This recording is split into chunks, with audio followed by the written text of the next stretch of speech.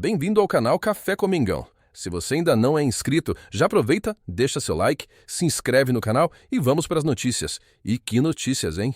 A gente precisa falar sobre a pressão em cima do Flamengo que está chegando num nível absurdo. O clube está às vésperas de uma semifinal de Libertadores importantíssima contra o Racing e parece que está enfrentando uma verdadeira tempestade, com desafios que vão muito, mas muito além do campo de jogo. Para a gente entender bem o tamanho dessa prova de fogo, vamos analisar tudo ponto a ponto, ok?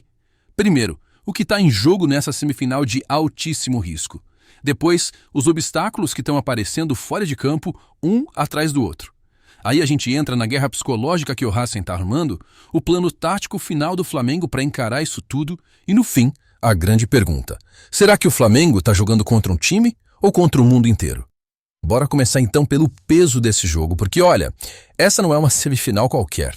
Pro Flamengo isso aqui é muito mais do que só uma partida de futebol. Não é só mais um jogo, gente. É a chance de chegar na final para buscar um tetracampeonato da Libertadores, um feito que simplesmente nenhum outro clube brasileiro conseguiu até hoje. Então assim, a responsabilidade nos ombros desse time é gigantesca. E se por um lado a pressão é enorme, por outro tem um dado histórico muito interessante. O clube tem um retrospecto perfeito nessa fase da competição. É isso mesmo. Todas as vezes que o Flamengo chegou na semifinal da Libertadores, ele foi para a final. Isso, claro, só aumenta a expectativa para o confronto, né? Só que a pressão não está vindo só do que pode acontecer dentro de campo. Agora, a gente vai ver os desafios gigantescos que o time está tendo que lidar fora das quatro linhas. E não é pouca coisa. 46. Esse é o número de pessoas que ficaram feridas no acidente de ônibus muito triste envolvendo torcedores do Flamengo que estavam justamente indo para a Argentina para apoiar o time. Uma notícia que, sem dúvida, abalou todo mundo. Desse total, a gente vê aí que foram dezenas de feridos, mas o que mais preocupa é que 4 torcedores ficaram em estado grave. Isso joga uma sombra, um clima muito pesado sobre o jogo e, com certeza, adiciona um fardo emocional enorme para o clube e para os jogadores. E os problemas não param por aí.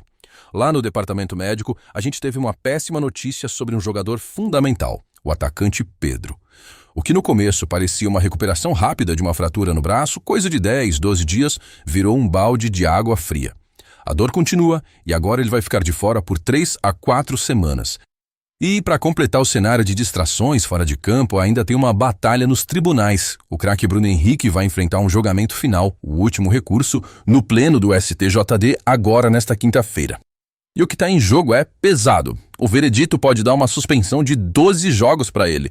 Imagina a incerteza que isso cria na cabeça do jogador e para o time inteiro, acontecendo bem agora, num momento tão crítico da temporada. E como se todos os problemas internos já não fossem suficientes, o adversário está fazendo de tudo para criar um ambiente completamente hostil. O jogo psicológico está pesadíssimo. Vazou um suposto áudio do técnico do Racing que, olha, causou uma indignação geral na delegação do Flamengo. E com razão, porque uma coisa é motivar o time. Outra, bem diferente, é incitar a violência, é cruzar uma linha muito perigosa. E o Racing está tão focado em criar essa atmosfera de intimidação que eles estão planejando ignorar as regras. A ideia é bem clara, fazer um verdadeiro inferno para o Flamengo, com show de fogos, pressão da torcida no máximo, e eles já avisaram que estão dispostos a pagar as multas da Conmebol depois. O recado é, o vale tudo tá liberado. Ok, diante desse cenário todo, de toda essa pressão, qual vai ser a resposta do Flamengo? Vamos dar uma olhada agora nos preparativos finais da equipe para essa batalha. Para fugir um pouco de todo esse barulho, o técnico Felipe Luiz levou o time para treinar no CT do Defensa e Justiça. A ideia foi ter tranquilidade para finalizar a estratégia e, claro, avaliar a condição dos jogadores que ainda são dúvida por questões médicas. E a grande questão tática na cabeça do treinador é a seguinte.